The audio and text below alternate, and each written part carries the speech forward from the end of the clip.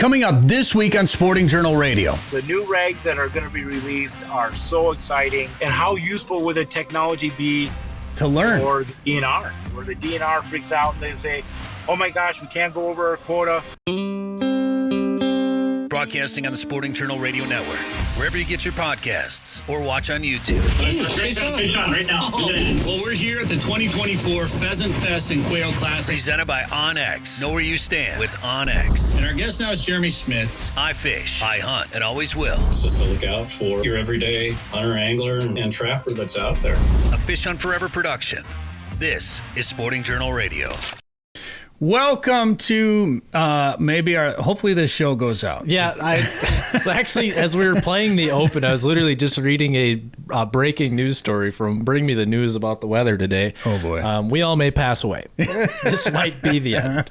So we're recording this on Wednesday here in southwestern Minnesota, where there's a bow echo forecasted for about an hour from now, 2 hours from now in our area right here. Yeah, should I read? So here. Yeah, just so this is pre-recorded if you're listening to this on the radio network. I'm hoping we hype this up. Yeah, actually I shouldn't do the weather. Yeah, someone's going to be driving down the road on their way to go fishing and turn around and go home. Yeah, maybe. It's going to be bright and sunny.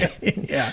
This is Joke's on you. Wednesday, July 31st. We're recording this. Yeah. Well, hopefully it goes up because we got some cool things to talk about. Yeah, and you got this new video that you're hoping to put on our Fish Hunt Forever YouTube channel by the weekend. And I'm like, well, I hope we have internet. Hope we don't lose power, lose internet. Well, as long as the Toyota doesn't get hit by a tree, we can drive somewhere. Well, we got the Fundra in the shed right now. Hopefully it's protected in there. Fingers crossed. Anyway, I'm Bret Amundsen. That's Dan Amundsen over there. What's up, Dan? Hey, well, we're still here. David Eckhart's right over there. David. Hello. So what are storms like? I mean, you got more food plots to plant. We're just going to call you Food Plot David pretty soon. And we could just call him Farmer David. Farmer David too, I suppose. But this is going to hinder your plans a little bit, I suppose. Not too bad. I mean, it'll be muddy, but I got 5-10 days to get them planted yet. Okay. So. Now, what about the white combine, though? It shouldn't affect the food plots. All right, it's my existing food plots, but that's good. The corn might be in trouble. It'll affect the fields if that happens. The white combine. I'd never heard that before. Yeah. Somebody brought that up the other day. The hail. Yeah. Oof. Well, so you're doing like a fall, like a clover turnip, brassica, green plots. I was adding it up in my head the other day when I was spraying them. It's like, oh, I have 15 plots that I'm planting this year. So a lot of ground to cover. What are you seeing for antler growth?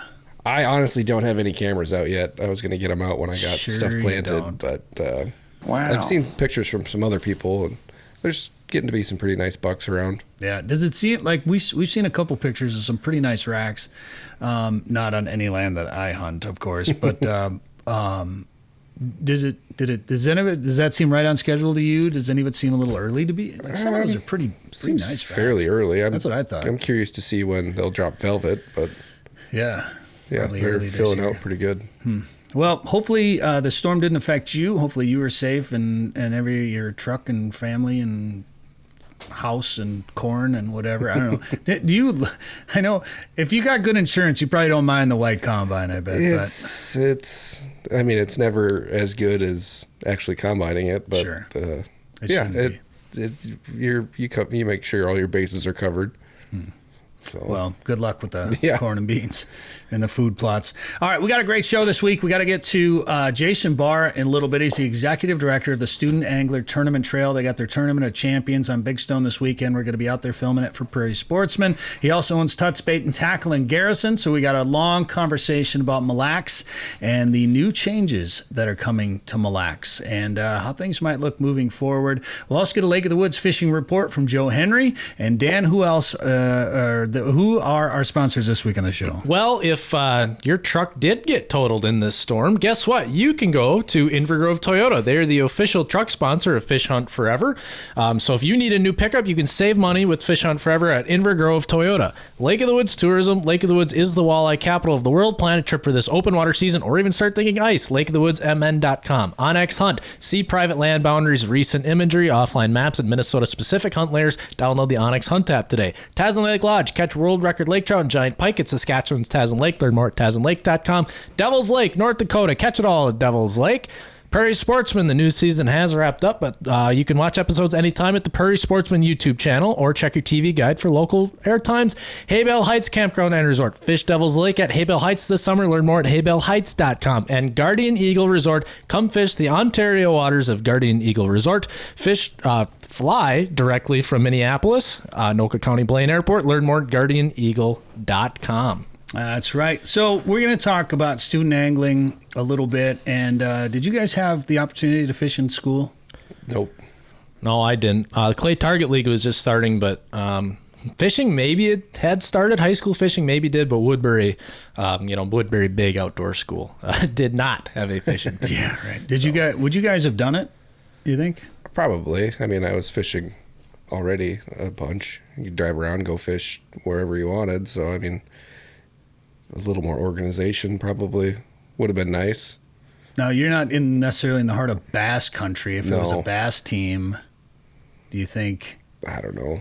I probably would have done sporting clays. You'd have been like, man, that. I'm a catfish guy. Get out of here, bass anglers. Yeah, put me on the river. Yeah.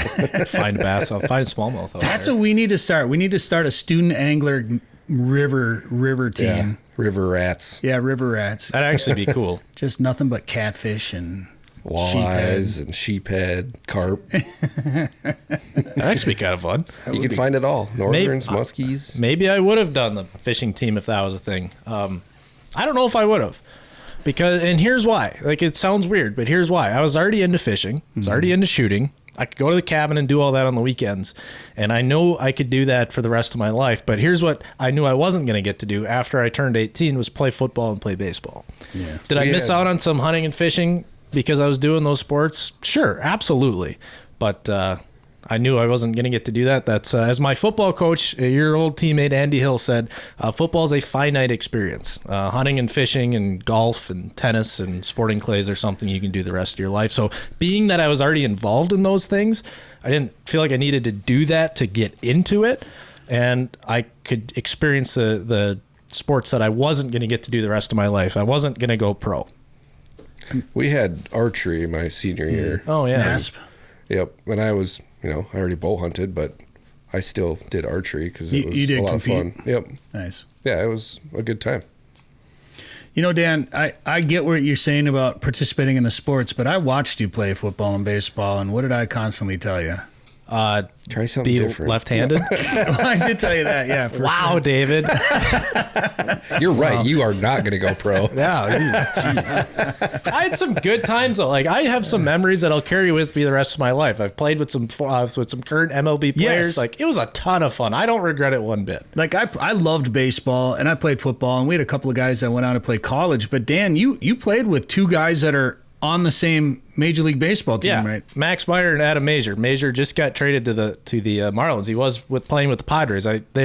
Major's a year younger than me. Max Bahr's a year older than me, so I just missed our class completely. Missed out on good baseball genes, I guess. So yeah, like we had a good team. We went to state a couple years. We had a lot of fun. I kind of miss playing baseball.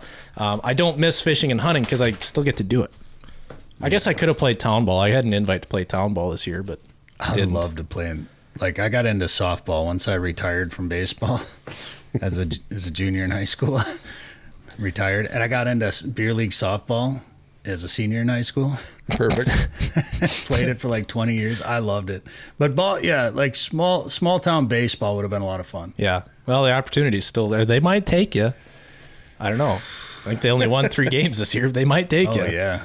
Well, so it'd be kind of fun. I think that's beer league baseball. But anyways, I don't know. Sign me up. If kids want to fish and shoot sporting clays, I think it's awesome. I am not trying to say don't do it. But at the same time, if you're already into those things and you want to keep playing football and baseball, don't feel pressure to go quit those sports if you enjoy them. But it's awesome that the opportunity is there for kids to get into and to learn how to fish. We've seen some kids get into the high school tournament fishing and make it pro. So it's a pretty neat program. No doubt about it. All right, we're running out of time to do this week, but the homework assignment for you guys for next week's show is who would be on your Olympic fishing team?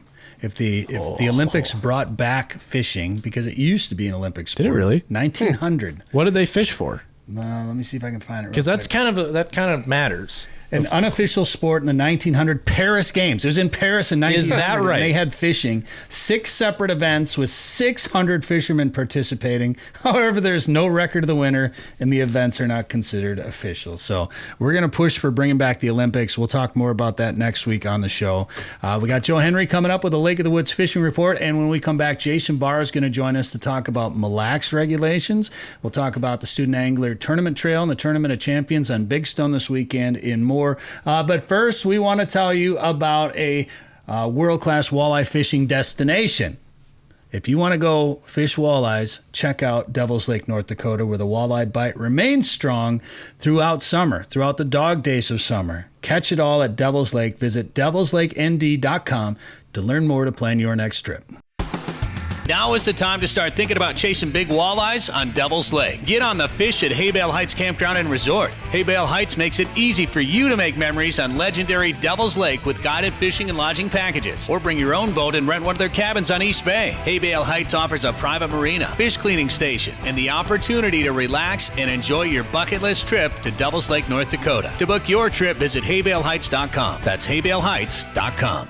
All right, this is Sporting Journal Radio. Thanks for tuning in on the radio network, maybe downloading this wherever you get your favorite podcasts or watching this on YouTube. I'm Bret Amundson along with Dan Amundson and David Eckhart. And Jason Bahr is with us right now. He's the executive director of the Student Angler Tournament Trail. Jason, how's it going?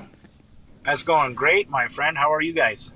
Well, I before we got on, it looked like there was a lake in the background there. Where are you at right now? I'm sitting on Mille Lacs Lake. Oh, yeah, there it is. Oh, yeah. Well, I want to talk to you about Mille Lacs, too, because you've been pretty vocal about what's going on there, and it sounds like some changes taking place this week when it comes to regulations as well. So we'll get your opinion on Mille Lacs. Of course, you own Tutt's right there in Garrison as well, too. So we'll talk about owning a bait and tackle shop and being involved. You and your kids all involved in the fishing world. It's pretty neat, and I want to get to all of that. But first, let's start with what's happening this weekend on Big Stone. Yeah, so this weekend we've got our Tournament of Champions for our high school kids. We have 98 boats coming to Big Stone, raining down on Big Stone. These kids have qualified through multiple different events. Through 5 different events, we take the top 10% for our TOC, and we're going to pay out $65,000 in scholarship money to these kids, along with a lot of other prizes and things like that. It's been an absolute blast. We get really big numbers. For example, this last weekend we were actually on Mille Lacs, and we had 198 boats show up for that. My gosh. So that's just a tad shy of 400 kids and 200 boat captains. So fun deal. And then we take the 10%. We actually raffle off a one boat throughout the season, and then we take that money and we essentially give it back to the kids via scholarships. Yeah, how does that work? What are the scholarships for, and how do how's the fundraising work exactly? Yeah, so what we do is when we raffle off that boat, we sell a $20 raffle ticket, and we give it to our teams. And whenever they sell a ticket, they get to keep $5 of their. That there one? It is. That's the one. I bought one from you. And so they get to keep $5 of the ticket. So it's an excellent fundraiser for the individual teams. And then we put the rest into a scholarship fund, and that's what we use to pay off to these kids. It's a really cool scholarship because a lot of times you might see one that says, it's got to be to a specific school or something like that. We pay out that scholarship whether they go to a VOTEC, they go to a college. If they join the military, we'll pay it off. If they do an internship, we'll pay it off. So essentially they can use it for whatever they want. And so that makes it kind of unique. And of course, the most unique part of it is they're fishing. They're literally fishing for scholarships. Yeah, that's so cool. We were talking a little bit off the air about, if there was a high school fishing team when we were in high school, things might have been a little bit different. Right. For us. And now, not just at the high school. So in Minnesota, when we started this thing, there was 3 high school fishing teams in Minnesota, and now we have 170 schools that have high school fishing teams. And there's also over 300 colleges that have them. So not only can the kids earn a scholarship through fishing like us, But now colleges are recognizing that, you know what, these are good kids. They're hardworking kids. We get them up early in the morning. They work hard. They have to learn science and math. And so now these colleges are recruiting them. And that's a really big deal. In fact, we've got a kid from Minnesota who actually went through our program. His name's Eason Fothergill. He won the National College Championship and just competed in the Bassmaster Classic. And is fishing the Bassmaster Opens and will qualify, most likely. He's got 2 tournaments left. He's leading Team of the Year points and most likely will qualify and be a Bassmaster Elite fishing at the very top level. He's made over $100,000 this year through fishing. It all started with high school fishing. Pretty awesome. Yeah, that is really neat. And do you think, I mean, I know a lot of these guys probably are into the outdoors to begin with, for the most part, into fishing. Do you think without that background, he would have made, he'd be fishing the elites? I really I don't think he would have had the platform to do it. Now, his dad is a prolific angler, a really good smallmouth angler. In fact, if you've seen him jump into a smallmouth derby, you kind of fish for second place type of guy. So extremely talented. But I don't know that you have the resources. A lot of guys say just to jump into the opens costs a guy about 60 to 70 grand between entry fees and there's not a lot of guys or gals that have that lying around that can do that, if you know what I mean. And so the college gave him a platform to make it, which is pretty awesome. Well, I think between the Clay Target League and these bass fishing teams, that answers one of the big questions of how are we introducing more kids into the outdoors, and what these 2 opportunities in high school have given youth these days. An introduction to the outdoors, or at least an introduction to the tools used in the outdoors, I think is amazing. I think it's the best 2 examples of recruitment that aside from growing up in a family that has tradition, I think it's just the best way to recruit people into the outdoors. And I didn't have either one of those opportunities when I was in high school.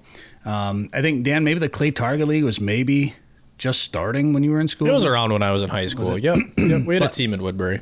And I loved playing football and baseball and all those other sports and whatever. And I got into broadcasting with the hockey team. I was the PA announcer. So I did start to do some things with those activities, those after school activities that benefited me in the future. But I always told Dan, I'm like, Dan, I know you like playing sports and everything, but get on the Clay Target team. That's something that you're going to be able to prepare for the future with. That you're going to learn skills that you'd be able to learn for the future. And we've gone back and forth, and he brings up good points about, having the opportunity to do things that you're not going to be able to do the rest of your life as well too. So I get it, but man, I want to ask you a little bit more about then what's going on this weekend and how we got to this point for the championship. But first, I got to tell you about Tasman Lake Lodge in Northwest Saskatchewan. They are wrapping up the season right now, but they are booking dates right now for 2025. It's world record lake trout. Pike over 50 inches are a possibility up there. In fact, I've done it. I know a lot of guys pretty much every year they get one either right at 50 or above.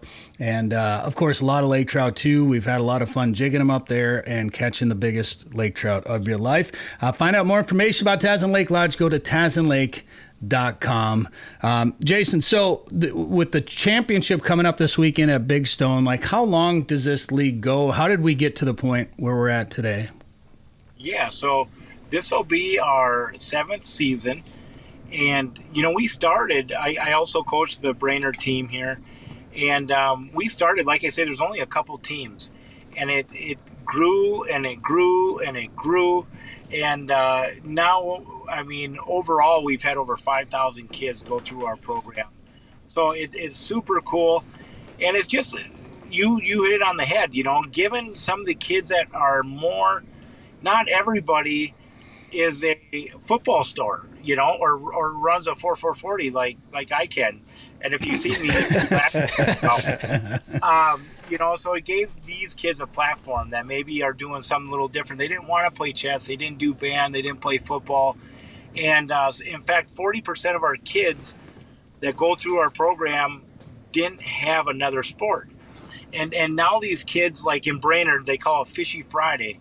So all the kids wear their jerseys to the high school on Fridays. And of course, they got their last name on their jersey. They got their sponsors. And it's just a really neat deal. It builds a camaraderie among these young anglers. And of course, the fishing part of it is very important.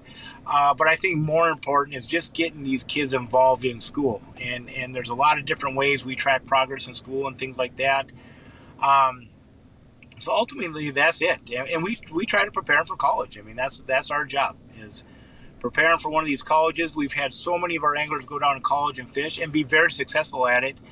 As you guys know, guys and gals in the upper Midwest are usually pretty good at it, right? You look at some of the elites right now, and some of these guys who are killing it are young and from the Midwest. So I think you'll see more and more of that. In fact, on the elites right now, I think there's 16 or 18 guys that came through the college ranks. And when we started this program, and I'm not patting myself on the back by any means, but when we started, the opportunity to fish at the Bassmaster Elites was literally a pipe dream. It wasn't doable. And now there's guys all over the place that went through high school programs and the college programs that are fishing. So I think it's a absolute wonderful thing. Of course, we do what we can to make it better, and we're going to rain down on Big Stone and have a lot of fun. Now, the Big Stone tournament and all season long, you guys it's like a catch photo release type tournament, right? With real live well? Yeah. So we use an app. So they catch a fish, they put it on a ruler, take a picture. We use an app called the timestamp app. That timestamp app will put a timestamp on it, literally, along with a coordination of where they're at. It'll show the lake, and then they upload it into an app, and we track it that way.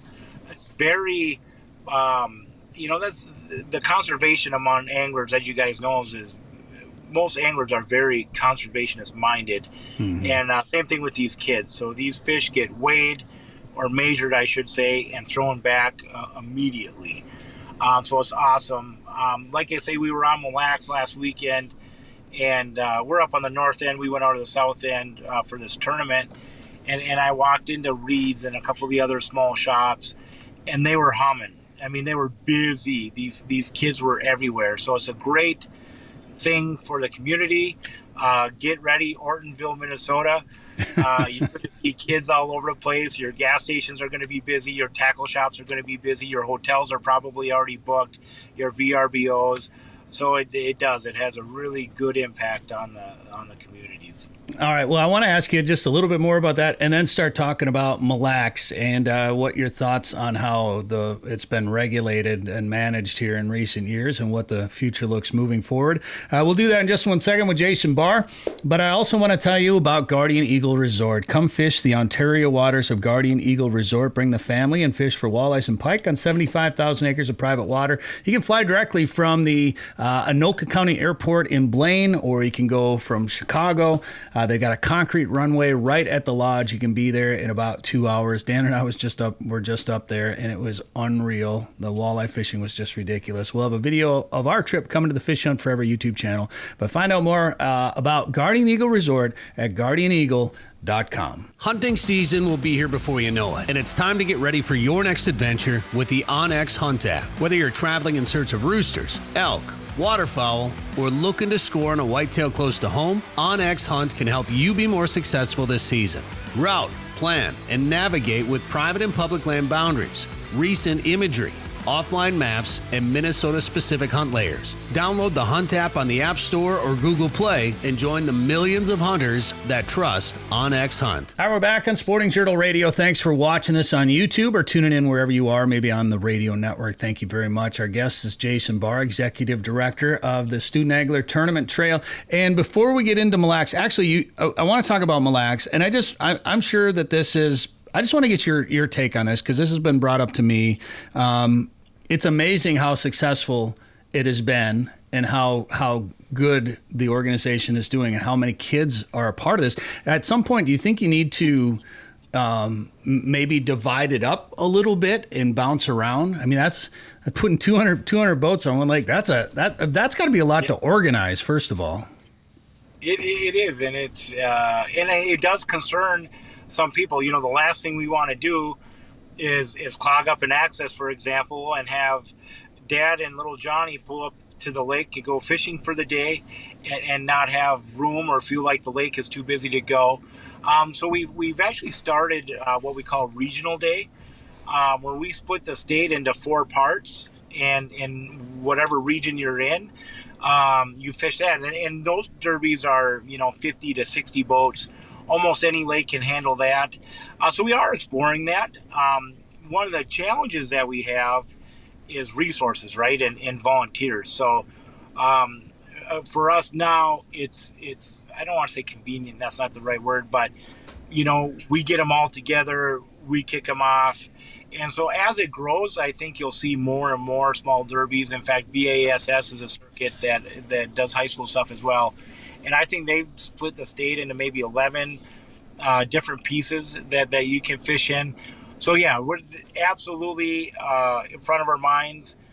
On the other token, the great part about big derbies is if these guys ever go fish like the Bassmaster Opens or anything like that, they're 250 boat derbies, and so it's intimidating. But we're preparing kids for that. One thing that's kind of unique about using an app compared to a regular weigh-in is, one, we don't have to make them stand in line for an hour to weigh a fish, which is good for the kids, good for the resource. And so we let the kids go to any access that they want. And so that's beneficial. So we don't have to clog up the landings. So what we'll do is we do a parking plan. So we'll find a few spots off lake, and then we'll actually shuttle the kids back and forth to the access. So there's some benefits to using the app other than just managing the resource. It allows us to have these bigger derbies and not clog everything up, not do a takeoff. If Henry's in a 22-foot Lund boat with a 300 horse, and you got Johnny who's in a 14-foot 25 horse, and we do a takeoff, and they want to go Johnny. 20 miles across the lake. Yeah, right.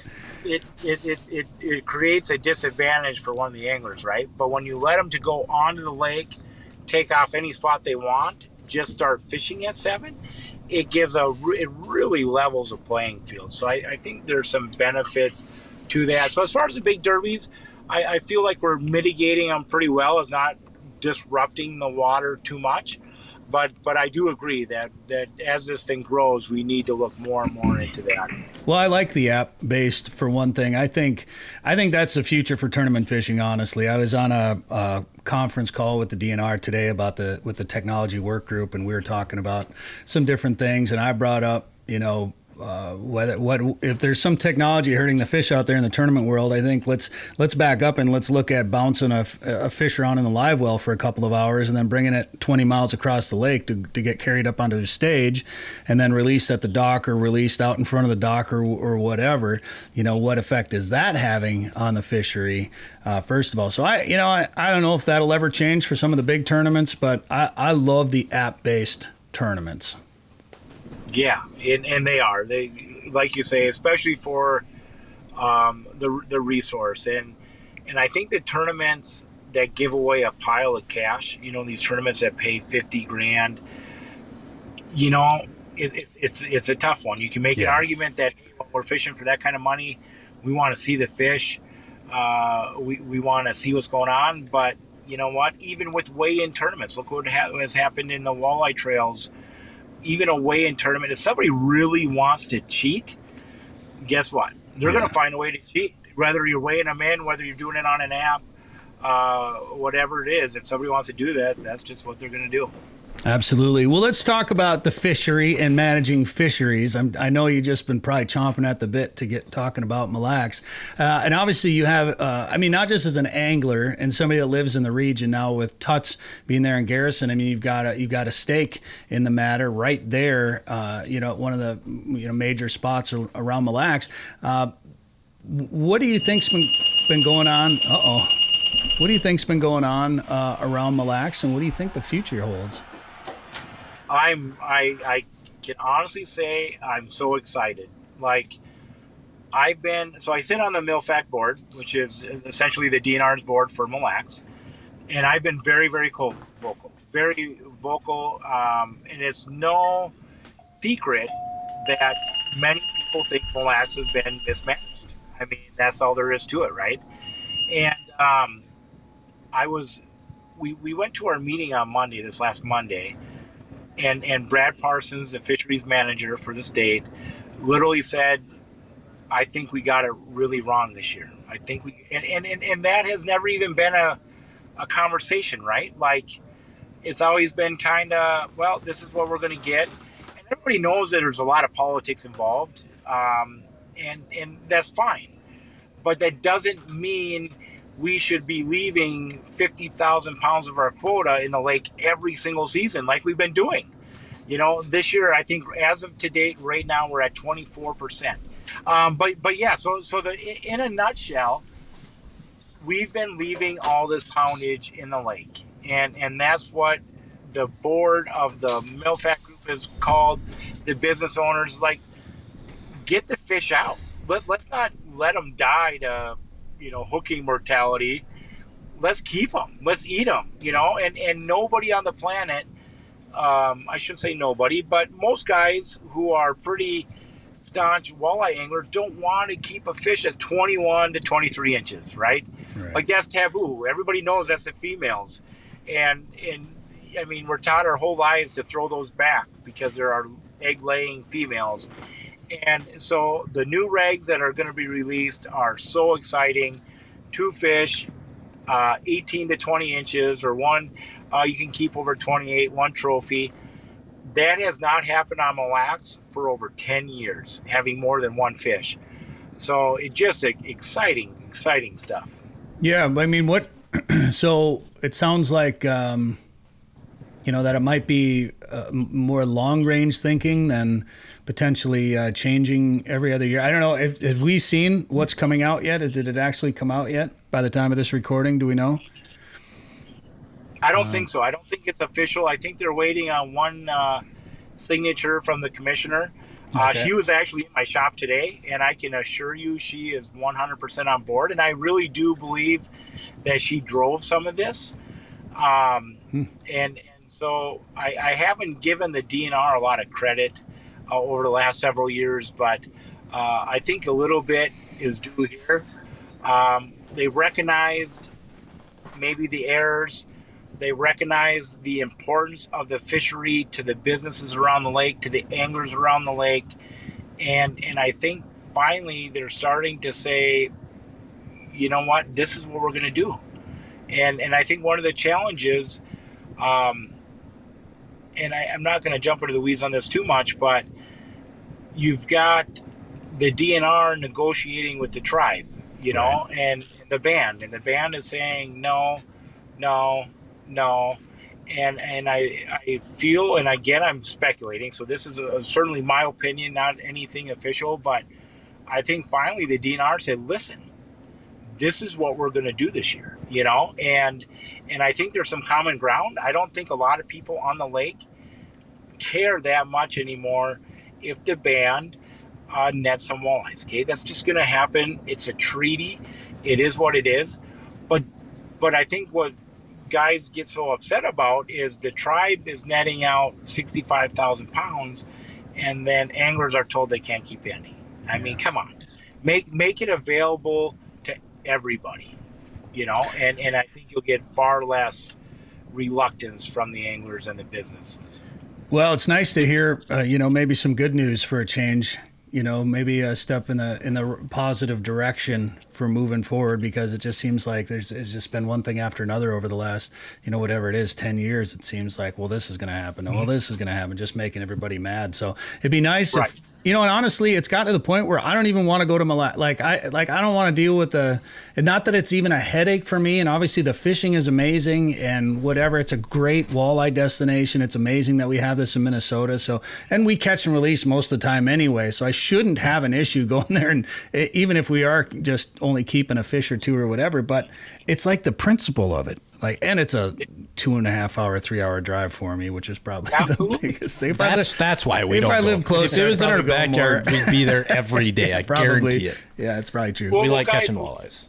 Well, what if you lived in what if you lived in Kansas, okay, or you lived in Oklahoma, and you're planning your guys' walleye trip, okay, and you're going to go to a destination, and you're looking at Fort Peck, and you're looking at Erie, and you're looking at St. Clair, and then the reg of Mille Lacs comes out and says, oh, okay, we think the walleyes are down, therefore you can't keep any. I mean, 40% of our industry in Minnesota, our fishing industry, comes from out of state. Yeah. You think those guys are coming here from a destination to fish Mille Lacs when every single year we get the same BS that, hey, by the way, nets weren't looking very good, you can't keep any. They're going to Lake of the Woods. Yeah, for sure. Yeah. So we might have to go to the podcast. So if you're listening on the radio network, we got to take a break. We're going to talk about Lake of the Woods actually with Joe Henry, but we'll come back on the podcast version of this with Jason Bahr on Sporting Journal Radio. If you want to catch a big walleye, go where the big walleyes are. Lake of the Woods is the walleye capital of the world, with a variety of resorts and lodging facilities offering full-service fishing. Lake of the Woods is also home to sturgeon, sauger, perch, trophy pike, muskie, smallmouth bass, burbot, and more. Plan your trip to Lake of the Woods today. Go to lakeofthewoodsmn.com. That's lakeofthewoodsmn.com. So, Jason, as a business owner right there, you've been there for the last 4 years. What have you seen? You're talking about tourism to the area and the economic impact of these regulation changes. You've probably seen that firsthand with your business. Absolutely. And, one of the biggest things, we need to be able to keep fish early in the season, okay? This year, one of the things I've been very vocal about is we get it on August 16th. Well, kids are back in college. Vacations are over. Kids are getting ready back for school. Summer vacations are essentially over. Yeah. So we need those keepers. And that's what I've been so vocal about, is that. And it impacts. I will say the younger generation is a lot more about snapping a photo, posting it on Snapchat, putting it on Instagram, Facebook, and throwing it back. And just having fun because they're catching fish. But there's still that generation, the generation I grew up with, my dad, for example. When I was a kid, if we caught it, guess what? It went in the 5-gallon bucket. Yeah, absolutely. We're going to eat it. And there's still plenty of those guys who will not fish Mille Lacs because of the politics and the regs. So it has its impact. I think we're moving in the right direction. And the most important part of that is going to a multi-year plan. So if the nets maybe don't look perfect, guess what? We're on a 5-year plan, so we don't get these knee-jerk reactions where the DNR freaks out and they say, oh my gosh, we can't go over our quota. We can't go over our quota because, whatever reason, and we get stuck with these regs. Okay, now at least we're going to look at a multi-year deal. Okay, it's okay if the numbers are a little bit down of our nets. Maybe we missed them. Maybe they're not there, but either way, we're going to manage it for the next 5 years. I think that's going to be really good for the businesses and the anglers of Mille Lacs. Yeah, absolutely. And you talk to the DNR, and in most cases, they don't have to deal with another organization like a tribe when it comes to managing a resource. Right. But they manage the lakes on a societal level as well as a biological level. So they manage these lakes for angler opportunity and resident participation or non-resident participation. So it's partly biological, but it's also like, hey, we want to, how do the people that use this lake, how do they want to use it? And if we want to come there and catch fish on Mille Lacs, we got to be able to find a way to do that. Absolutely. It's our right, and so many times we talk about the band's right. And I agree with that. That's okay. Okay, I agree with that. But what about the right for me to take out my 10-year-old son to go out and catch a walleye and keep it? I'll never forget the first walleye I caught. You bring it home, you eat it with Dad and Grandpa, and it's the best dang walleye that's ever been eaten on the history of the planet. What about those rights and those traditions and things like that? And I think for the last several years, those have been swept under the rug for whatever reason. A lot of it's political, but let's get back to being able to fish lake and giving us a little bit of leeway on it. Yeah, and honestly, 2 fish, that doesn't bother me that much. Even 4 fish, I don't, like, I'm not going to make this a speech about Minnesota changing their limits or anything, but I think in a lot of cases, limits don't have to be as liberal as they are, unless you have those people traveling from out of state that are coming to maybe have a fish fry or whatever. That's where you run into things. But like for us, most of the time, we don't keep a limit anyway, but we fish a lot, and I don't want to restrict anybody's ability to still harvest fish, but I think that's where reminding people of ethics and being responsible and being good stewards of the resource come into play. And if you're on a lake that, hey, even the limit might be 6 walleyes for that matter, but that doesn't mean you need to keep 6 every time you go. I think that's a message people need to hear a lot. And when you own a bait shop, you always hear the local, I don't want to say gossip or scuttlebutt or whatever, but you Scuttlebutt. Yeah. Nice word. Did you know that word was I knew that. today? Well, not today. It wasn't on your bingo card? That's pretty good. That's you. a good pull. Nice word. You have your finger on the pulse of the local community, the local angling community for sure. And what are they saying about this, and what do you think the overall vibe of the lake is right now? So funny. So I've been sending letters. We've been in the newspapers, and I've sent several emails, got several responses from the DNR, and I've made them public. And right in my letters, I've said I'm going to make this public. And one of the things that I've been trying to get is our fisheries manager to come into our shop for a day, kind of like undercover DNR, kind of like undercover boss, and listen to what the public is saying about the management of the lake and what's going on. And you're going to be extremely, I think, surprised at how negative it is, because it's unbelievable how many times a day we hear about Mille Lacs Lake and the management of it. Okay. Now, I couldn't get them in here before August 16th, but on August 23rd, they're going to come. They're going to come, and now it's going to be after we get 2 fish. I think it would have been a lot more beneficial to get them before the reg when we were at 0 and there was no talk of these new regs, but it is unbelievably negative. And we have guys who literally come to the shop and say, where can I go catch a walleye? And my first response is, well, in my opinion, you're on the best walleye lake on the Midwest. So that's where I would start, okay? That's where I would start. And it's, no, I can't keep any there. I can't keep any, so I want to go here. And I'll say, you know what, you go to Farm Island, you can go to Bay, you can go to Borden, and you may or may not catch a walleye. I don't know, okay?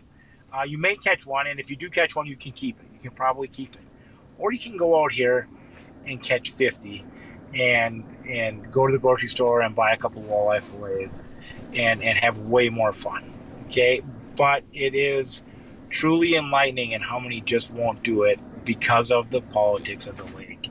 Yeah. And I think I'm hoping one fish still had a pretty negative effect. I think now that we get 2 and the slot, the 18 to 20, I think it's going to dramatically shift people's perception of this lake. Yeah, for sure. So in August then, is it going to be Brad Parsons, like with a poncho on and a bucket hat and sunglasses, sitting in the corner, complaining about the DNR? Back in my day. And I've been trying to get Brad, and I've heard rumors that he's coming. I don't know yet. I got Brian Nerbon coming for sure. And I think I'm going to have so much fun with this, right? I'm going to jack everybody up, and I'm going to talk about Mille Lacs to literally everybody that comes in the store.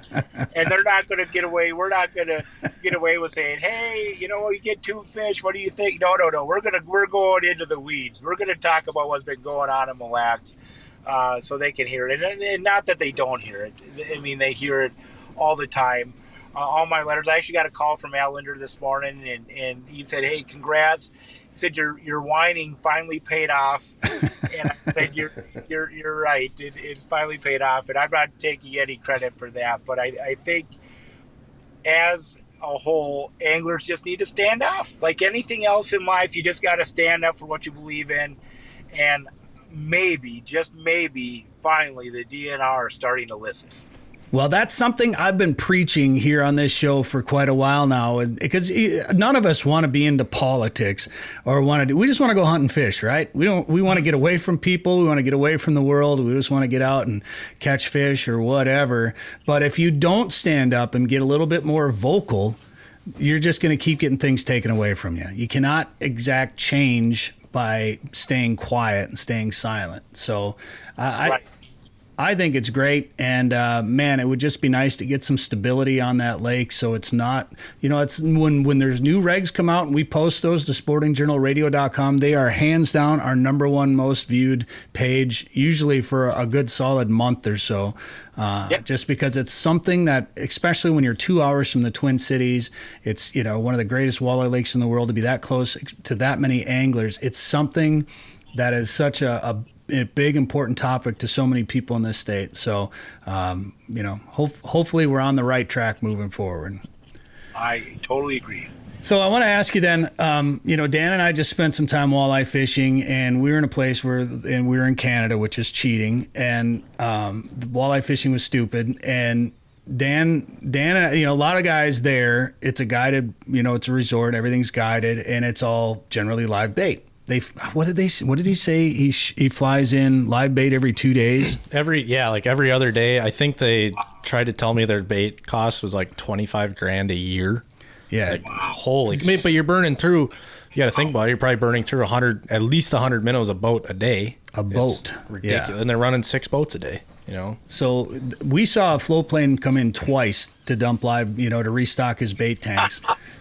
While we were there 3 days. We saw that, I guess, every other day. Twice, yeah. So, I mean, it's good math. Thank you. Public education right there. Good. Woodbury. Yeah. Imagine if you had a fishing team. So, Dan and I fished plastics almost the entire time just to see, and every once in a while we throw a minnow on. And I would say the plastics did, almost as good as the live bait, if not just as good. I would say that we'd let the guide fish with us because we were filming and we wanted more lines in the water. But and so he probably was just ahead of us a little bit. But we were, he was fishing. He's the guide. He knows the lake. We were filming, we were messing around doing this and that. But I mean, Dan, I wouldn't say that live bait outfished us that badly. No, and the one advantage we had with plastics is you'd catch fish, you'd unhook the fish, and you throw your bait in the water and you're fishing again. There's a couple instances you'll see in this video that hopefully is coming out Sunday from Sunday. Eagle. Nice. Yep, that's my goal.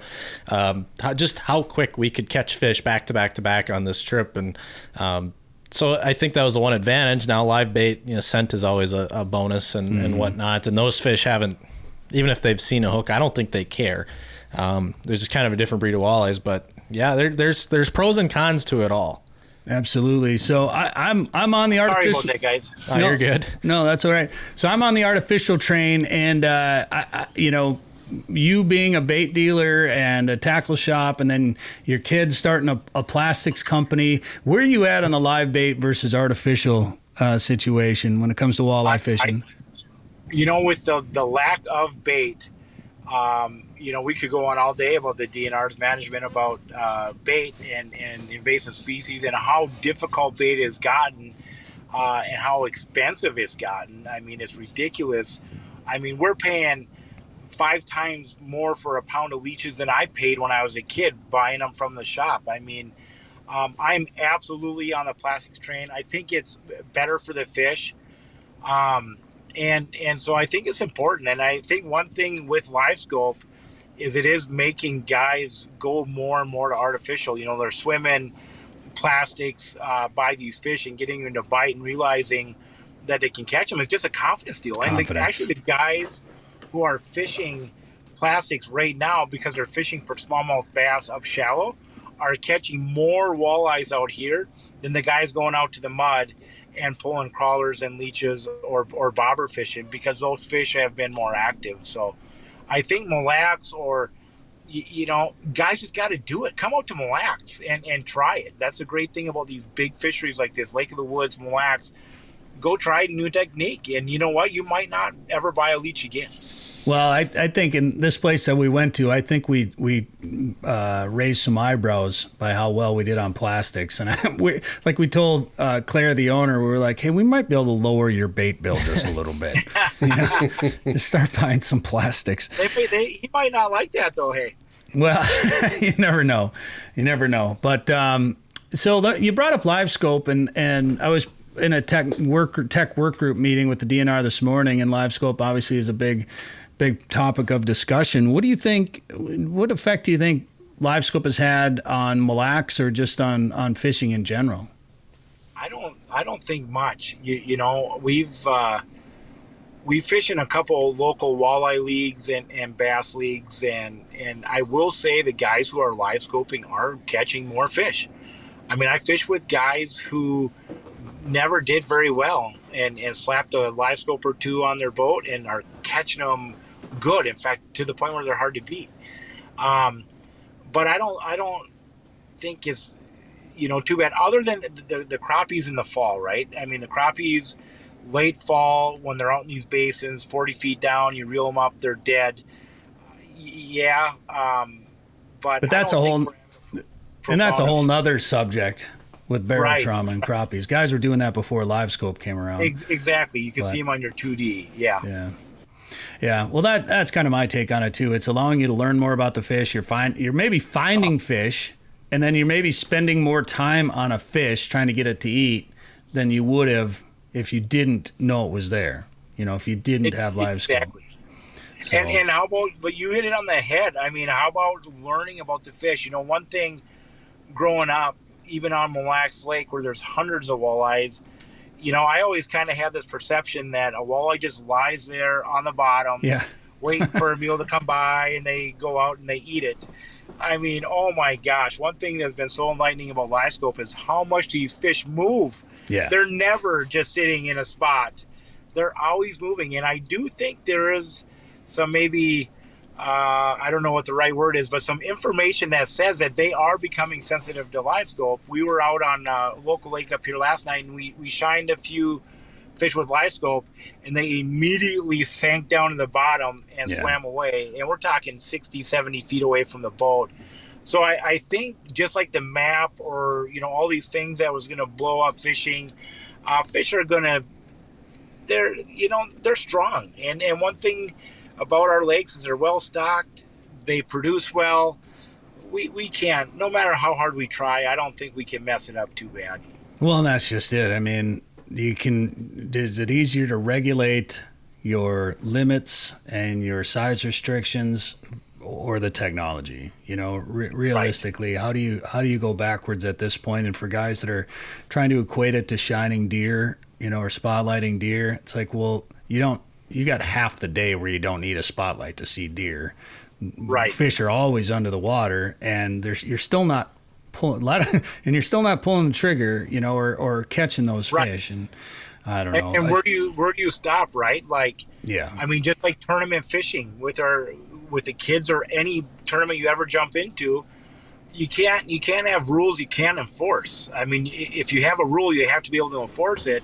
And where do you draw the line? If I have a camera that sees out 100 feet, I mean, is that going to be the same as LiveScope? I mean, there are just so many variables. Where do you draw the line if you go down that rabbit hole? Well, as an executive director of a fishing organization, competitive fishing organization, with rumors of whether it's Bassmaster or MLF or whoever may be banning LiveScopes or doing some LiveScope, non-LiveScope events, things like that. I mean, could you see a time where, your organization won't use LiveScope? We talked about it. We did, because our biggest thing was we want to make it a fair tournament for all high school anglers. And so some families can afford the technology and some haven't. But I just saw Lawrence release something where it was like a $999 bundle with a 9 and a LiveScope. So it's getting there. I think what you'll see more of is maybe going to lakes where LiveScope it doesn't work, and I think that's what the bigger organizations will do.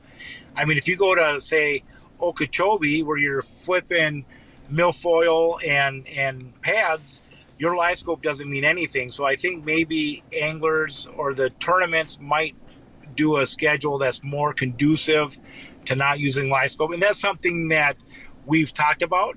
And I'll be honest, going to Big Stone, you guys know Big Stone very well. I mean, that's not going to be a live scoper's paradise by any means down there. There's no weeds or anything on that lake, is there, David? David's got a cabin there. Can be, but they've pretty much cleared out now. I think. They have? Yeah. Oh, really?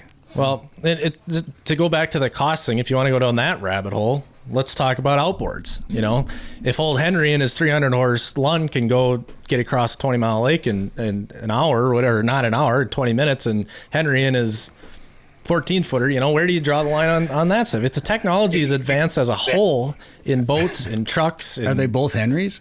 Did I say? Oh, well, that's all right. Well, we had Henry's Pizza today, so Henry's on my mind. But you know what I mean? Like it's we've heard some people talk about it's lighter ice augers. It's this, it's that. It's GPS, it's side scan. GPS, it's side scan. It's not just forward-facing sonar. And I don't quite understand why forward-facing sonar has gotten the hoopla it has. It's amazing. It is amazing. But look at the tournament scene. The guys who got good at side imaging were winning all these tournaments. It's the guys who got good at live scope first are winning the tournaments. You know, it's a skill you have to learn and get good at. It's not just to throw it on your boat and now you're magical. So, do you think that technology affects participation with kids? Or do you think kids that enjoy fishing would get on the fishing team anyway? Or do you think, you know, if live scope were to be banned, you would lose some interest from kids? I think that these kids are so good at it that there might be some, if we banned it, actually I think there'd be quite a few that might go do something different. And it's one of those things, like if you don't have it, you don't use it, you don't really know what you're missing. Right. So I don't think, you know, the kids that aren't using it are going, oh my gosh, you know, and we're pretty cognitive of that. We're careful about that. I don't bring a guy up on stage and who I know is a live scoper and say, oh my gosh, you caught 48 pounds because you had a live scope. One thing we did this year is we allowed Aquaview cameras for that reason, because it's a $200 piece of equipment, and we allowed it in our derbies to try to negate some of the, you know, chatter. Hey, you know what? If you want a camera, go ahead and use it, type of deal. But I don't think it would impact too many kids. But there are probably some that are using it that would probably go fish something different if they were not allowed to. It's funny. It's one of those things, man. Once you use it, you know, even if I'm fishing, you know, like in the back of Dan's boat or something, I got to bring my live scope with. And I know we talked what Jay Shakurat was telling us last week, right? That a lot of co-anglers are bringing their own units now too in the tournaments. Opens, yeah. I sent you a video about that yesterday or last night, actually. Some people have some pretty interesting and cool setups. They'll put their bundle basically like in a minnow box and then have a ram mount off this box that they can put their pole in. So the pole's not even mounted on the boat; it's mounted on the box. I'd never seen that before. It's wild. Brilliant. It's way cool. Awesome. But you talk about losing people if you ban it. If there's a statewide ban, go back to that guy in Kansas who's looking at a trip to Minnesota or Erie or Peck. Like, if Wisconsin follows through on you know, they had the questionnaire that came out this spring about forward-facing sonar. If they ban it, I'm not going to Wisconsin. Why would I do that? You know, it's unbelievable how that would impact fishing. Anybody who fishes hard, anybody who's willing to drive across states or travel to go fishing, probably have a live scope, right? Or to jump in a boat with a guide who have a live scope. So to me, that just seems insanity. I mean, probably great for Minnesota, right? Or Michigan. They're probably going, oh yeah, fine, ban it.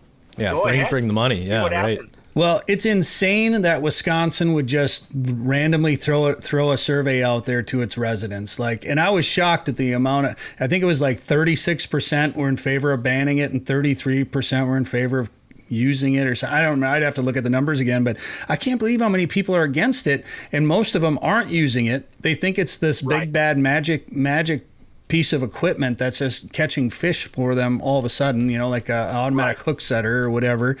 But it, you know, it's not, and there's education that needs to happen. And you know, one thing that the Minnesota DNR is really working on is, hey, before we do anything, we're going to learn. Like, we're going to do some research. We're going to get some data to back up any decisions that we make. You know, they're not looking to restrict any technology. They want to know, they want to be able to have facts and data and research to back up whatever they decide or whatever they come up with. So when people ask them, and how useful would the technology be to learn for the DNR? Yeah. I mean, we talked about it at our meeting on Monday. Like, we don't think your nets are getting the same fish because where you're putting them because of the weed growth now on Mille Lacs. So, I mean, how about using your live scope and saying, okay, I've got this weed bed, I got to put the net here. I mean, it's a useful tool in so many different applications. Let's do it. The education that can come from the technology is amazing for angler and biologists alike. And between you and me, Jason, they are using LiveScope in their research right now. So, awesome. And we were talking about it when they were actually asking about what other gear they should get, you know, and if they had the right stuff and if it's the best gear. And so I was telling them, well, you know, you should get this unit to go with it and things like that. So they're trying to do the right thing, and they know anglers are interested and they want to do what's best for the resource, obviously. But there's no indication, like these guys that lowered limits in Mississippi and blamed it on LiveScope. Like, there was literally like I don't even know how many years they went out and just interviewed guides, I think. And the guides told them, oh yeah, there's too much pressure. And they said the LiveScope use there went from 20% to 70% in like 2 years or something like that. Wow. So that tells me either A, their stats are skewed, or B, the bite was so hot that everybody went to those lakes and all the guides got LiveScopes. So there's no chance of it. There's no way. You go down south. We go to Florida a lot. And I fish with a kid who's got 2 LiveScopes, tarpon fishing. Literally, you'll make 10 casts and catch 5 fish. It's unbelievable. And these other guides pull up, and they don't have they don't even have a bow mount trolling motor, let alone a LiveScope. And they just hate the kid because he guarantees that you're going to catch a tarpon or your money back. And so these other guides are throwing their arms up about it, going, "Oh my gosh, he's ruining our fisheries." Da da da da da. No, he's not. He's learning. He advanced the technology and he's using it, and you guys probably should too. But I agree. I think a lot of it is the guides and the guys not using it who have the biggest challenges with it. Well, there's a lot of jealousy, and there's a lot of old timers that have learned a lot with whatever technology they had, but also with time on the water. And there's a new generation coming in with this technology and shortening up the amount of time to learn the same things. And they're not happy about it. And I get it, right. But you either evolve and adapt or die. You go extinct. So, especially in fishing. Yeah. Well, fishing is just like everything. Everything. How about YouTube? I mean, I can learn anything I want right now. YouTube. You know, we've got 150 kids on our Brainerd team, and I got to teach them all this stuff. And about half of it, I tell them, hey, go home and YouTube it and learn it off of YouTube, you know, because you'll learn more. Yeah, absolutely. YouTube's amazing. I just wish I just wish our videos could get more views on it. Can I YouTube how to get more views on a podcast?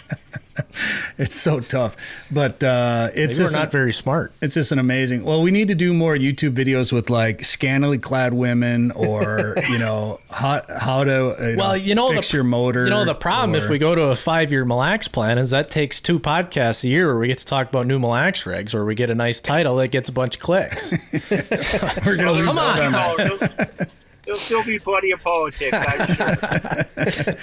All right. Well, I just want to real quick before we let you go, tell me about Tutt's. Talk about what you got there and how it's maybe. I don't know if you made any changes over the last few years, or what people can expect in there. Yeah, stop in. I mean, we've grown tremendously, and stop by. I mean, we have went from essentially a bait shop a few years ago when we bought it.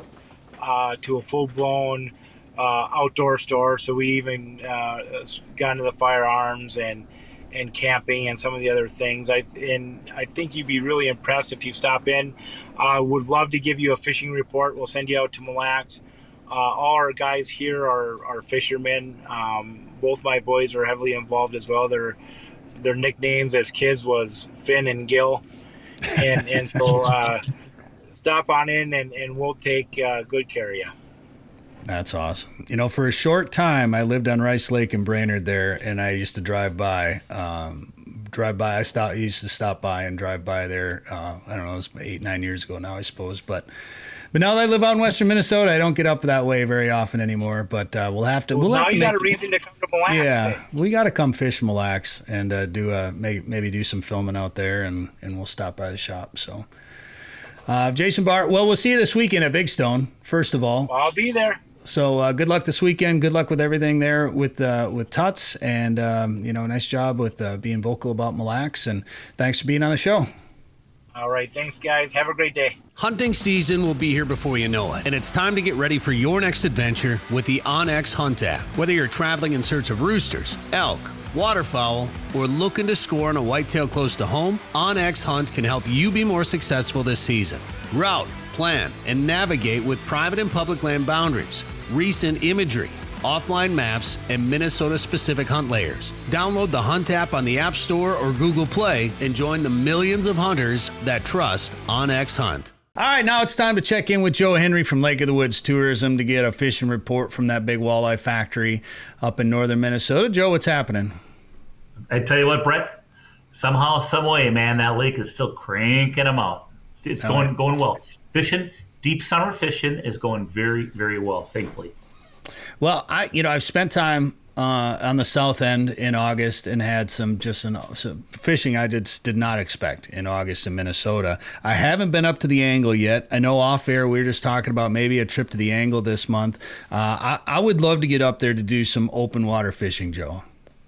I'll tell you, it's special, and for listeners, the Northwest Angle, it's that little tip of Minnesota that sticks up into Canada.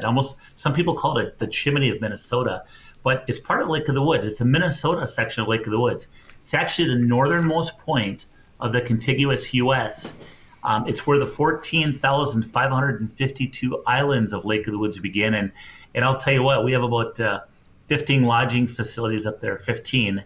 And they're in the heart of some of the best fishing in North America, literally. It's kind of fun. We have the northernmost point buoy up at the Northwest Angle. And that northernmost point buoy is similar to the one they have in Key West, Florida, as the southernmost point buoy. So, it's always fun for people to get their picture taken with that. A lot of people will get their picture taken with both. In fact, just recently, we had somebody who took a picture with the southernmost point buoy and then shot up to the Northwest Angle, and they had a piece of key lime pie, which is famous down in the Key West area. And they came up and ate their key lime pie while sitting next to the northernmost point buoy. I thought that was kind of creative, but it's just a neat area. And the fishing, I mean, with 14,552 islands, the walleye fishing still what most people are going for, and they're everywhere up there. Now, with that being said, if you're a muskie angler, Lake of the Woods is also known as a world-class muskie fishery, and those fish typically live amongst the 14,000 islands. Underwater points, rock to sand transitions, red cabbage, saddles. I mean, there's over 65,000 miles of shoreline, so the muskie fishing is phenomenal. And then whether you're fishing for muskies or fishing for walleyes, you're going to get a mixed bag. You're going to get your jumbo perch, your big crappies, your saugers, your big pike, or a variety of pike. Really, you get every size. You're going to catch everything. And it's just kind of an interesting, and the other thing about it is that it's just so interesting. It's so beautiful. I mean, to see a bear swimming across the water from island to island, or a deer swimming from island to island, is very common. You could see a timber wolf, lots of wildlife, of course, eagles and ravens and different kind of flowers, diving ducks that breed up there. That's where they rear their young, I mean, just cool area. Yeah, I'd kind of forgotten, Dan, that we'd done some open water fishing up at the Angle. It was during a duck hunting trip up there, Joe, and we were layout boat hunting. And, those guys are so anxious. They're like, all right, you got your ducks. We need to take you fishing. We're like, let's go catch a muskie. All right, yeah, they wanted to catch a muskie really bad, which we did. We were just jigging for walleyes, and we caught walleyes, sauger, smallmouth, perch. Muskie. Muskie. Probably got bit off by a pike. Yeah. I mean, the whole shebang, one spot, same spot, all these fish. They didn't move. Pretty cool. And, caught plenty of fish to eat and put a bunch back. So that was and that was just a couple hours in the afternoon one day while we were duck hunting up there. So isn't that neat? That's the way it is up there, and it's interesting too because, when you go to the Northwest Angle, you can fish Minnesota waters and there's plenty of water to fish and lots of fish. At the same time, there's a lot of our guests will decide to get an Ontario fishing license, a non-resident Ontario fishing license, and fish the Ontario side of Lake of the Woods. It's literally a stone's throw off of, the docks of some of our resorts. They're literally on the border. And you can slide into Ontario. And, when you go into Ontario fishing, as long as you don't touch land or touch another dock or moor your boat or anchor your boat, you don't have to call Canada Customs and check in. You can just go over there and fish and then come back to the U.S. at the day's end via water, of course, and not have to check back in with U.S. Customs either. Now, if you decide to do a shore lunch, which a lot of the guides up there, the Northwest Angle guys are famous for doing a delicious, fresh shore lunch with you. Or maybe you want to stop, maybe you want to go up to a Kenora and bring your boat up there and stop at one of the docks. And maybe you want to stop at a Canadian resort and have lunch. Or maybe you want to pick up some live bait over there. Anything like that. Well, then it's not a huge deal. You just call the 888 CAN pass number in the morning before you depart from the Northwest Angle. And they ask you just a few questions, and then eventually they clear you and give you a check-in number. And you just write that check-in number down in case you get checked by Canada, over on their side, that proves that you've checked in, and they can look it up.